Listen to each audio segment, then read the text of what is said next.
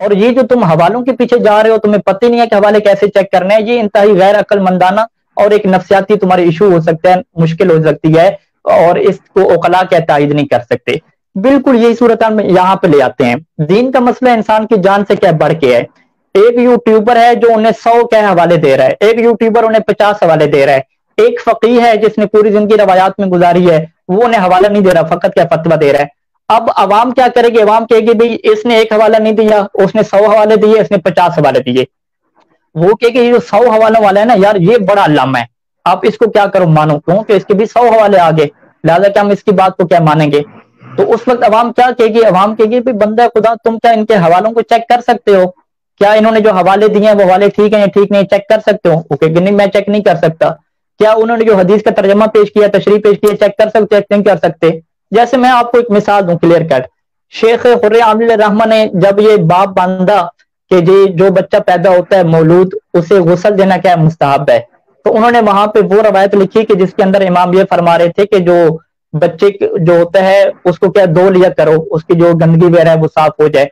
تو اس کے اوپر جو دوسرے عالم ہیں وہ بھی اخباری ہیں، ٹھیک ہے، محدث بہرانی، انہوں نے ان کے اوپر اعتراض کیا کہ اس روایت سے تو جو ہے وہ غسل مستحب بھی ثابت نہیں ہوتا، اس سے تو فقط اتنا ثابت ہوتا ہے کہ جو بچے کی چکناہٹ وغیرہ جو بچے کھاتے پیتے ہیں ان کو کیا امام نے دھونے کا حکم دیا۔ یعنی ایک روایت ہے، دو فقہا کیا سمجھنے میں اختلاف کر رہے ہیں، ٹھیک ہے۔ اب آپ وہاں پہ جا کے پڑھیے گا، فرض کریں کہ ایک جگہ پہ انہوں نے لکھا کہ غسل الجمعۃ مستحب، کہ غسل جمعہ کیا مستحب ہے، اوپر ہیڈنگ تھی، نیچے روایت کیا لکھی کہ غسل جمعۃ واجب، کیونکہ روایت کے اندر واجب کے لفظ ہیں۔ تو اب وہاں پہ وہ کیا کہتے ہیں کہ یہاں پہ واجب کس معنی میں ہے، مستحب معنی میں ہے، کیونکہ ہمارے پاس کیا یہ قرائن اور یہ شواہد موجود ہیں کہ مستحب تاکیدی ہے۔ دوسرا فقیہ کیا اس سے اختلاف کرے گا، جیسے شیخ صدوق علیہ الرحمہ ہے، وہ کہتے ہیں نہیں واجب کے معنی میں ہے۔ تو جب محدثین کے ایک حدیث کو سمجھنے میں اس کے الفاظ میں اختلاف ہوتا ہے تو آپ ایک عام بندہ کیسے طے کرے گا کہ روایات میں واجب کس معنی میں استعمال ہوتا ہے، مستحب کس معنی میں استعمال ہوتا ہے، فعل امر جب آ جائے، حکم دینے کے الفاظ آ جائیں، وہ کس معنی میں استعمال ہوتے ہیں، اس کو نہیں پتا۔ امیر المومنین اسلام بھی تو یہی کرتے تھے، مسجد میں جاتے تھے، جو قرآن سے حکم شریف بیان کر رہے تفسیر کر رہے اس سے بھی جا کے یہ پوچھتے تھے کہ بھئی تمہیں پتہ ہے کہ یہ عام خاص کیا ہے، ناسخ منسوخ کیا ہے، مطلق مقید کیا ہے، تمہیں یہ پتہ ہے ساری چیزیں؟ جب یہ پتہ نہیں ہے تو تم تفسیر کیوں کر رہے ہو؟ امام رضا علیہ السلام اور امام صادق علیہ السلام کی بھی روایات ہیں کہ جس طریقے سے قرآن کا کلام ہے ایسے ہمارا کلام بھی ہے، جس طرح وہاں پہ محکم متشابہ ناسخ منسوخ مطلق مقید عام خاص ہیں، ایسے ہی ہمارے کلام میں کیا یہ ساری چیزیں موجود ہیں۔ تو جب کلام اہل بیت کو سمجھنے کے لیے ہمیں تمام تر چیزوں کو کیا لے کر آنا پڑتا ہے، اور ایک روایت سے ہم نتیجہ نہیں نکال سکتے، بہت سی روایتوں کو جوڑنا پڑتا ہے۔ تو خلاصے کلام کیا ہوا کہ جس بندے کے اندر ریفرنس کو چیک کرنے کی، دلائل کو چیک کرنے کی صلاحیت نہ ہو، وہ یہ کہے کہ مجھے اگلا بندہ دلیل دے گا، ریفرنس دے گا تو مجھے اس کے اوپر اعتماد ہوگا، میں اس کے ساتھ جاؤں گا۔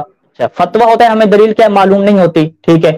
ہم نے کہا کہ اگر کوئی آپ کو حدیث دے رہا ہے تو کیا آپ کو اس کے پیچھے دلیل معلوم ہوتی ہے کہ یہ حدیث ثابت بھی ہے ثابت نہیں ہے؟ وہاں بھی آپ کو دلیل معلوم نہیں ہوتی، وہاں پہ بھی آپ 2 بندوں سے ترجمہ کروا کے ان کی بات کو مان لیتے ہو، ٹھیک ہے، 3 بندوں سے چیک کروا لیا جو ان کی بات کو مان لیا، ٹھیک ہے۔ تو جب آپ کے اندر دلیل کو چیک کرنے کا، حدیث کو چیک کرنے کی صلاحیت نہیں ہے تو آپ کہیں گے مجھے وہ حوالہ دے گا تو میرے اندر اطمینان پیدا ہوگا۔ تو ہم واضح طور پہ کہہ سکتے ہیں کہ کانفیڈنس بلڈ کرنے کے جو طریقوں میں سے یہ طریقہ ہے عقلاء کے یہاں کے جو پروفیشنل ہوتا ہے، ماہر ہوتا ہے، اس کے اوپر بھروسہ کرو۔ کانفیڈنس کسی کے اوپر بلڈ کرنے کے طریقوں میں سے، سورس میں سے یہ نہیں ہے کہ وہ ریفرنس آپ کو دے، پھر آپ یہ چیک کرنے لگ جاؤ کہ اس کے جو ہے وہ 50 ریفرنس ہیں، اس کے 100 ریفرنس ہیں، اس کے 20 ریفرنس ہیں، لہٰذا میں کیا نفی جمع تفریق کر کے جو 100 والا ہے اس کو میں پہلے نمبر پہ رکھوں گا۔ یہ انتہائی جہالت کی باتیں ہیں اور انتہائی کیا غلط باتیں ہیں، اس کی کوئی عقلاء بھی کیا اس کی تاکید نہیں کرتے۔